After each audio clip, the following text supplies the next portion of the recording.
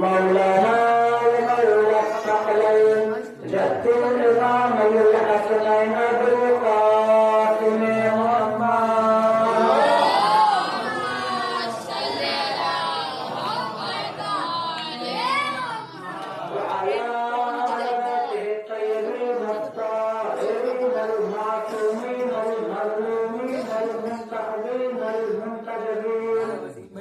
ولعنة الله على أعدائهم أجمعين من الآن إلى قيام يوم الدين.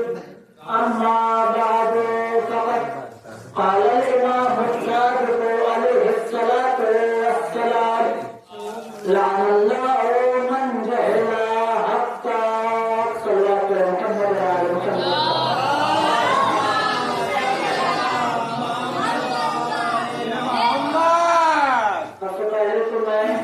آپ تمام مومنین کی خدمت میں اور خصوصاً ہمارے وقت کے امام کی خدمت میں ولادت کا صادق حضرت عباس علیہ السلام مبارکباد پیش کرتا ہوں.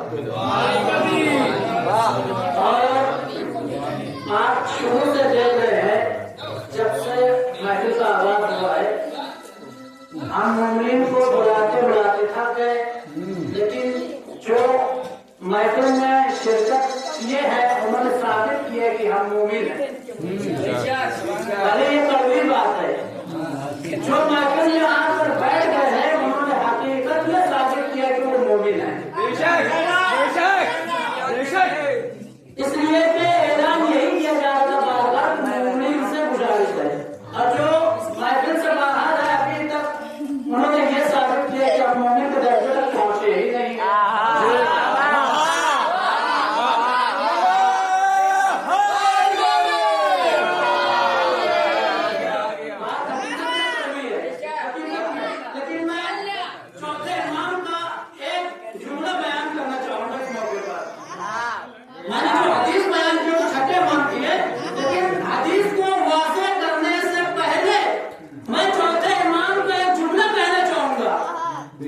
کہ چوتھے امام اپنے چچا مولا عباس کے لیے ارشاد فرما رہے ہیں جب کربلا سے ہو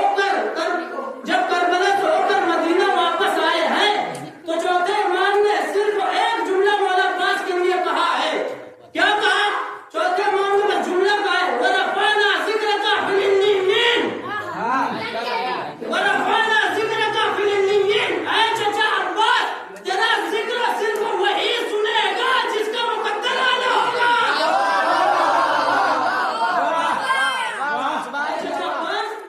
تیرا ذکر صرف وہی سنے گا جس کا مقدر آیا ہوگا، جس کا مقدر اونچا ہوگا. اس کے علاوہ کوئی ہے ہی نہیں جو آپ کو فضائل فضیلت کو سن سکے. اور ہمارے چھٹے امام جعفر صادق علیہ السلام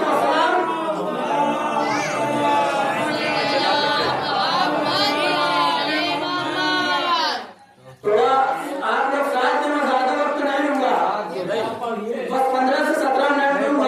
لیکن اگر بات کرتے ہیں تو یہیں تقریر کو ختم کرتے ہیں.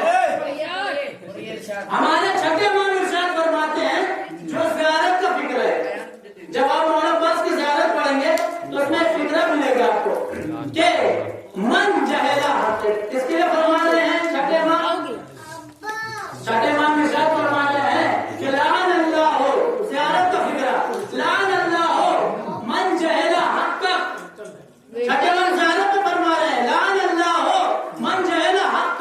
اے چچا عباس آپ کی لعنت اس پر جو آپ کے حق سے جاہل ہے.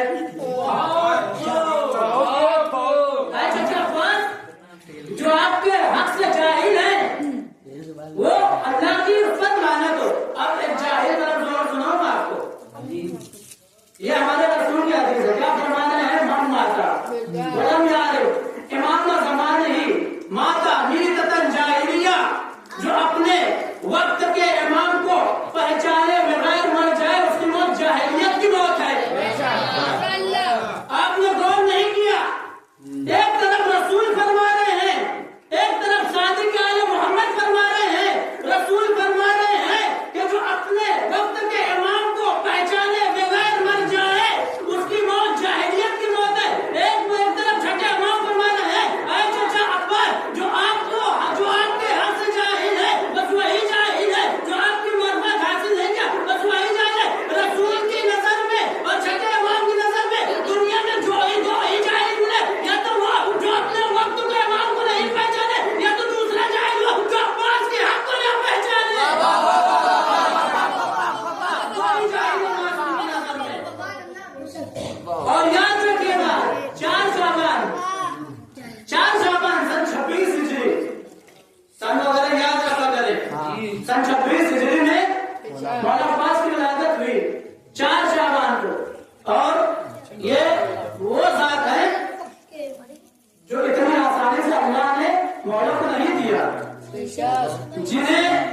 दुआए ज़हरा कहा जाता है मौला अब्बास को।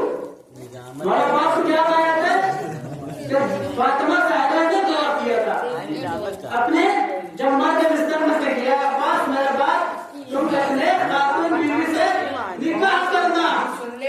एक ने सलवात पढ़ा मोहम्मद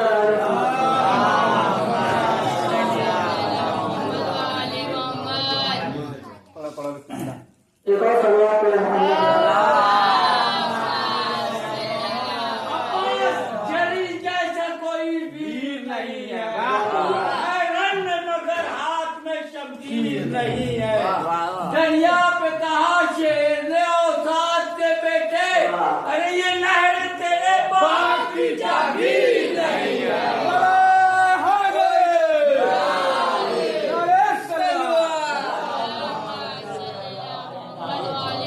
तो अपने आखिरी वक्त में जनाबे फातिमा ज़हरा ने मौला कायनात को वसीयत की कि या अबुल हसन मेरे पास एक नेक खातून से अक़द करना, और मेरी दुआ है कि जब भी उस नेक खातून से बेटा को उसका नाम अब्बास रखना। और जब अब्बास की विलादत हो जाए तो अबुल हसन फातिमा ज़हरा कह रही है जब अब्बास की विलादत हो जाए तो मेरा सलाम पहुंचा देना। आपने गौर ही नहीं किया। आप याद रखिएगा कि फातिमा ज़हरा का वो घर है जहां रोजाना रसूल खुदा आते थे और झुककर फातिमा को सलाम करते थे। डेली रोजाना रसूल खुदा दरे ज़हरा पर आकर सलाम करते थे झुककर, अरे बेटी आप पर मेरा सलाम हो। बस मालूम हुआ कि जिसे रसूल झुककर सलाम करे उसे फातिमा कहते हैं, और फातिमा जिसे सलाम पहुंचे उसे अब्बास कहते हैं।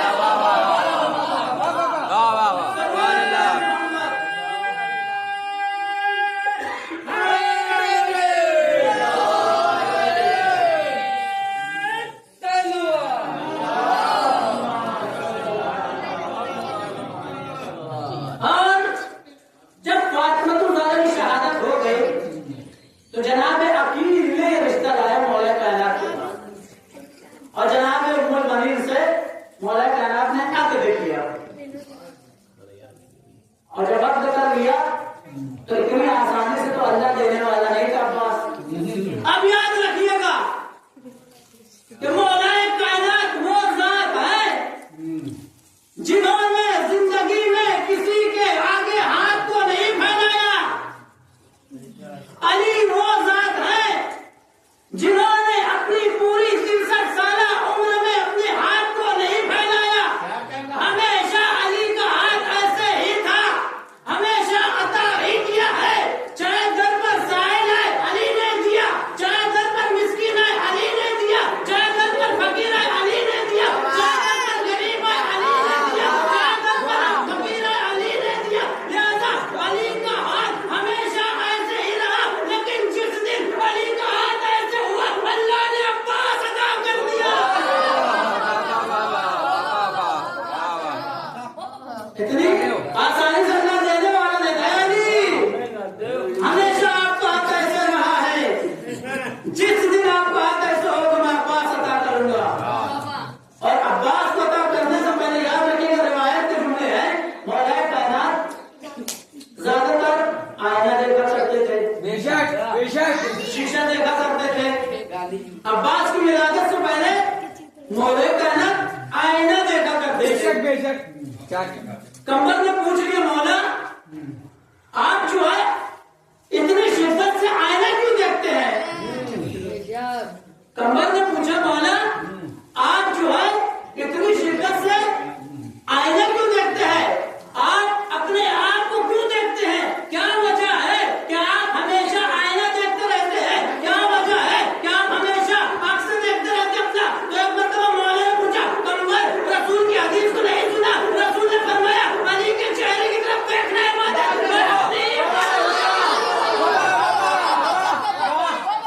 अपनी इबादत में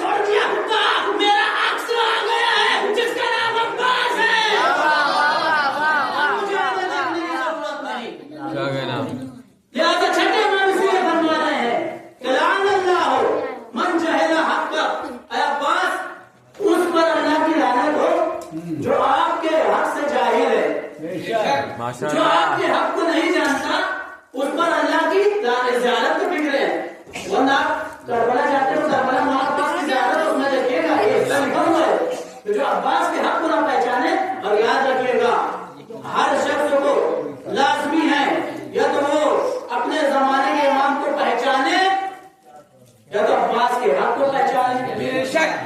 بس دو ہی روایت آئی ہے جاہلیت کے لیے. اگر وقت کے امام کو نہیں پہچان رہا اس کی موت جاہلیت کی, عباس کے حق کو نہیں جان رہا اس کے حق کو. لہٰذا یہاں تک کہ آیت اللہ بہجت نے کہا کہ کم سے کم کربلا میں تم کسی کی معرفت نہیں رکھتے, لیکن عباس کی معرفت ضرور ہے. باپ کا بیٹا دیر ہوگا, اگر کہیں دیر ہوگا, وہی ہے باپ کے دیور, وہی ہے قوم جلال, مسئلہ شیخ کا بچہ بھی شیخ.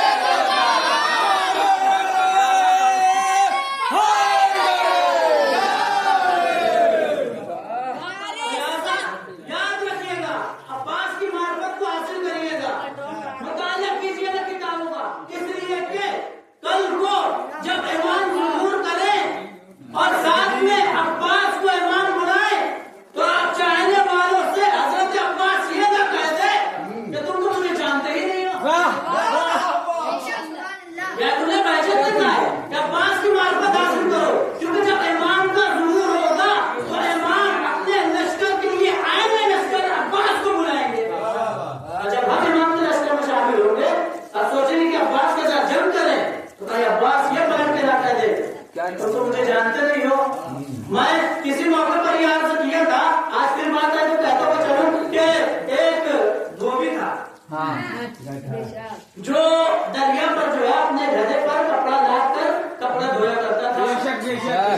بات آگے تو سنیے, بہت عظیم بات ہے, میں کیوں کہہ رہا ہوں. امام کی بھی معرفت ضروری ہے, عباس کی معرفت بھی ضروری ہے. سنیے گا کہ جو آپ نے بہجت میں کہا ہے کہ تم کوئی ہمارا عباس اور امام نہ کہتے کہ تم مجھے نہیں جانتے ہو. ایک دھوبی تھا جو روزانہ کپڑے دریا پر جاتا تھا دھلنے اپنے گدھے پر لاد کر. ایک دن اسے ایک سلوات پڑھا محمد علی محمد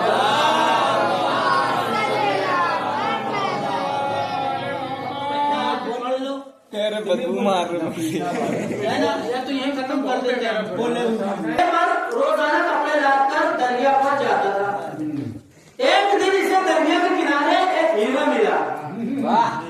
ایک ہیرا ملا. اب دھوبی تھا, عقل سے پیدل تھا, اسے ہیرا تو ملا لیکن وہ جانتا نہیں تھا کہ یہ ہیرا ہے, یعنی اسے معرفت نہیں تھی اس کی, اس پتھر کی اسے معرفت نہیں تھی, وہ پہچانتا نہیں تھا. کیونکہ اگر وہ پہچانتا یہ ہیرا ہے تو وہ اپنے کام چھوڑ دیتا, امیر آدمی بن جاتا. لیکن وہ معرفت نہیں رکھتا تھا ہیرے کی, لہٰذا اس ہیرے کو اٹھایا, ایک رومال بن کر کے گدھے کی گردن میں لٹکا دیا. ایک عرصے تک یہ ہیرا گدھے کی گردن میں لٹکا رہا.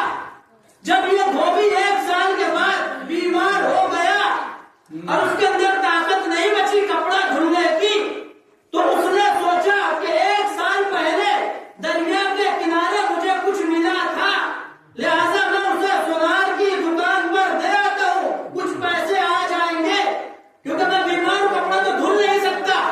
اب یہ گدھے کی گردن سے جب رومال کھولا, اس ہیرے کو نکالا. یاد رکھیے گا 1 عرصہ پہلے اسے ہیرا ملا تھا, گدھے کی گردن میں 1 سال تک ہیرا لٹکا ہیرا رہا. جب یہ دھوبی چلا سونار کی دکان پر اور وہاں پر جوہری سے پوچھا کہ یہ کیا ہے, پہلے دیکھو. اب جیسے ہی دھوبی نے کہا یہ کیا ہے تو جوہری فوراً سمجھ گیا کہ یہ بدھو ہے, اتنا قیمتی ہیرا اس سے بات پوچھ رہے ہیں کیا ہے. تو اس نے فوراً اس ہیرے کو اپنے گلے میں رکھ لیا, اپنی تجوری میں رکھ لیا. کہا کہ یہ معمولی پتھر ہے. کہا اچھا ٹھیک ہے معمولی, کیا بن جائیں گے؟ کہا اس کا مطلب 200 دے سکتا ہوں. تھا ہیرا, چاہتا تو امیر بن سکتا تھا. جوہری جانتا تھا یہ ہیرا ہے, دھوبی کو معرفت نہیں تھی یہ ہیرا ہے. جب دھوبی جوہری کے دکان پر گیا تو پوچھا یہ کیا ہے, جوہری فوراً سمجھ گیا کہ یہ جاہل ہے, کہ یہ کیا ہے. دھوبی جاہل ہے, اسے معرفت نہیں اس پتھر کی. اس نے فوراً اپنی تجوری میں اس ہیرے کو رکھا, 200 روپیہ دیا, رفع دفع کیا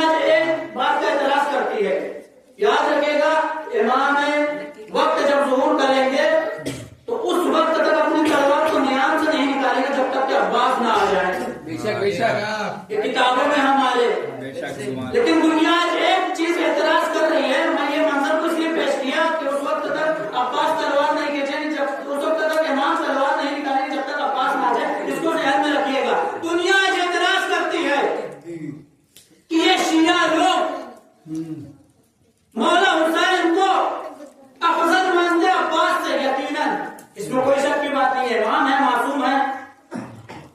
اور دنیا یہ اعتراض کرتی ہے کہ ان کو جلوسوں میں نظر کریں، حسین کا تابوت پیچھے پیچھے چلتا، عباس کا نام آگے آگے چلتا ہے. بھائی ہر جگہ کا اصول ہے، حسین کا تابوت پیچھے، عباس کا نام آگے. لیکن دنیا اعتراض کیا کر رہی ہے کہ جنہوں نے پوری زندگی حسین کو بھائی نہیں کہا، صرف وہ آقا کہا، ان کو حسین کے تابوت سے آگے رکھا ہوا ہے. یہ شیعہ لوگ بدھو ہو گئے ہیں. یہ شیعہ لوگ کو کیا ہو گیا ہے کہ آقا کا تابوت پیچھے، غلام کا نام آگے. تو میں ان سے کہنا چاہوں گا کہ اللہ تمہیں طولانی عمر دے، اللہ تمہیں اس وقت تک زندہ رکھے جب تک کہ ہمارے مولا ظہور نہ کرے. اس لیے کہ جب ہمارے امام ظہور کریں گے اور عباس آ جائیں گے تو عباس آگے ہوں گے، امام پیچھے ہوں گے. عباس آگے ہوں گے، امام پیچھے ہوں گے. اس وقت بھی لوگ اعتراض کریں گے، اس وقت بھی لوگ یہی کہیں گے اے مولا آپ تو امام ہے، وقت کے امام ہے، آپ کو آگے ہونا چاہیے اور عباس کو پیچھے. آپ عباس کو آگے کیوں رکھے ہیں؟ تو امام وقت جواب دیں گے اے نادانا تمہیں معلوم نہیں، لشکر کا سالر ہمیشہ آگے ہوتا ہے.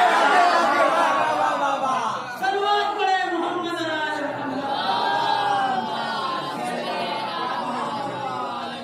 بس یہی دنیا والے محمد آنا چاہتے ہیں. کیا علم کو اس لیے آگے رکھتے ہیں کہ کل کربلا میں بھی عباس آگے تھے، آج کے دور میں بھی عباس آگے ہیں، اور جب امام کا ظہور ہوگا تب بھی آگے ہوں گے. اور ایک منظر آپ نے دیکھا ہوگا، بس آخری منظر اس کے بعد جو ہے دعا امام زمانہ سے ہم اس محفل کو اختتام کریں گے. بے شک آپ نے ہر امام بارگاہ میں، ہر مسجد میں ممبر کو دیکھا ہوگا جس میں عالم دین بیٹھ کے تقریر کرتا ہے. اس ممبر پر دو علم ہوتے ہیں، دیکھا ہے؟ بالکل دیکھا ہوگا. تو آیت اللہ بہجت یاد رکھیں گے، میں آیت اللہ بہجتی کی روایت پڑھ رہا ہوں کہ اس ممبر پہ یہ جو دو علم ہیں اسے علم نہ سمجھے. یہ مولا عباس کا ہاتھ ہے جو آج بھی بلند ہے، یہ مولا عباس کا نام ہے جو آج بھی ایک ذاکر کے سر پہ بھی، عزاداروں کے سر پر بھی ہے. لیکن آیت اللہ بہجت نے ایک منظر لکھا ہے کہ یہ دو علم، جب ان سے پوچھا گیا کہ یہ ممبر پر دو علم لگانے کی کیا ضرورت ہے، تو بہجت نے یہی جواب دیا کہ اسے علم نہ سمجھے، یہ عباس کا ہاتھ ہے. پہلے جب جنگ ہوا کرتی تھی، اب آیت اللہ بہجت نے جواب دیا پہلے جب جنگیں ہوا کرتی تھی، جو جنگ جیت جاتا تھا تو وہ جنگ والے دونوں ہاتھ کو بلند کر کے نعرہ تکبیر کی صدا لگاتے تھے. جو بھی جنگ جیت جایا کرتی تھی دونوں ہاتھ کو بلند کر کے نعرہ تکبیر کی صدا لگاتی تھی. بس بہجت نے یہی جواب دیا یہ ممبر پر اسے دو علم نہ سمجھے بلکہ یہ عباس کے دو بازو ہے جو آج بھی دنیا کے کونے کونے پر بلند کر کے اعلان کر رہے ہیں حسین جیت گئے، یزید ہار گیا. صلوات پڑھے محمد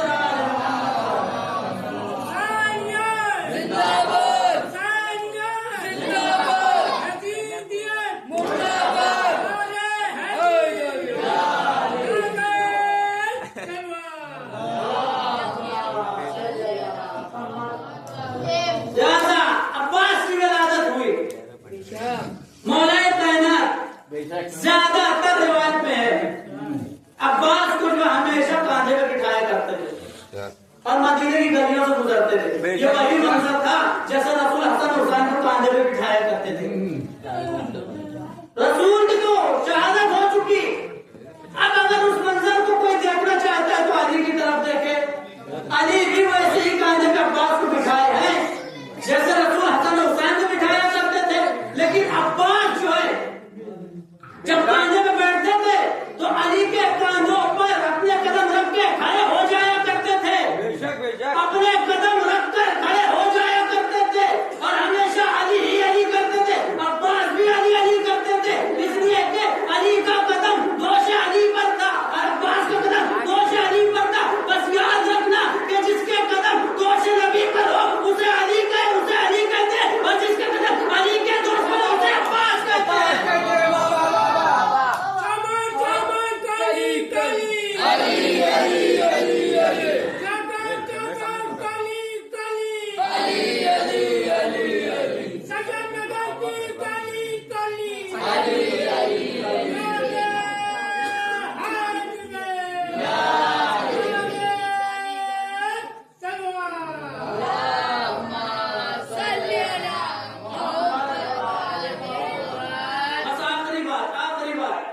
सिप्पीन से पहले आप याद रखिएगा, अब्बास को तलवार सिखाना किसने सिखाई?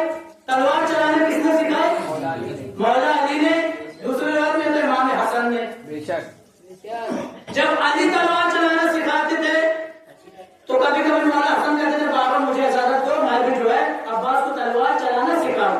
जंग सिप्पीन तो पढ़ना नहीं है, लेकिन जंग सिप्पीन से पहले यतीमों का कुछ बाप जिसकी देखभाल अली करते थे, इधर अली ने अब्बास को तलवार चलाना सिखा दी, इधर यतीमों का बाप मौला कायनात संभाल रहे थे। देखा कि अब्बास आ रहे हैं, आलम है 12 बरस, किताब ने लिखा अब्बास की उम्र मुबारक है 12 बरस। अब्बास आए, एक मतलब अली ने कहा अच्छा हुआ अब्बास तुम आ गए, इस बात की हिफाजत करना जब तक के मैं लौट कर ना आ जाऊं। मैं जानता हूं, मुझे पूरा भरोसा है कि इस बात पे दुश्मन की नजर पड़ी है, और मैं ये भी जानता हूं कि तू अकेले लाखों पर भारी है। उम्र है 12 बरस, उम्र है 12 बरस। अली एक मरतबा बाग से निकले और चले गए, अब्बास बाग की हिफाजत करने खड़े थे।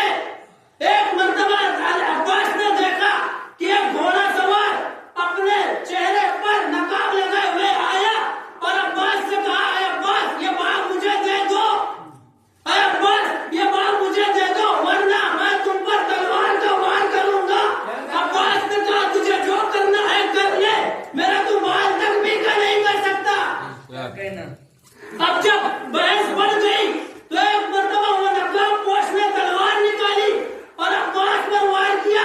अब्बास उसके हर वार को रोकते रहे, आलम में 12 बरस उसने जितने भी वार किए अब्बास ने हर वार को रोका। एक मरतबा अब्बास ने कहा, उस घोड़े सवार ने कहा अब मैं ऐसा वार करूंगा जिसे तू भी नहीं रोक सकता। अब्बास ने उसको भी बड़ी आसानी से रोक लिया। अब्बास ने कहा कि अब मैं ऐसा वार करूंगा कि मेरे पहले ही वार में तू शिकस्त खा जाएगा। अब अब्बास ने ऐसा वार किया कि वो आने वाले शख्स ने अब्बास के वार को रोक लिया, अब्बास के वार को रोक लिया।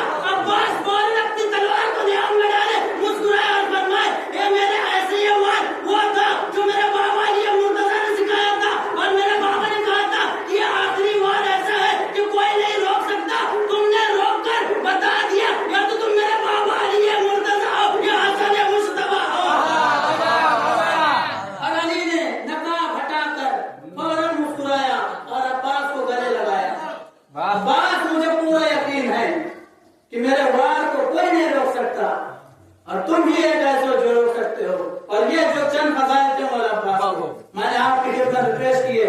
आइए परवरदिगार की बारगाह में हमारी यही दुआ है कि परवरदिगारा हमारी इस मुख्तसर सी इबादत को कबूल फरमा,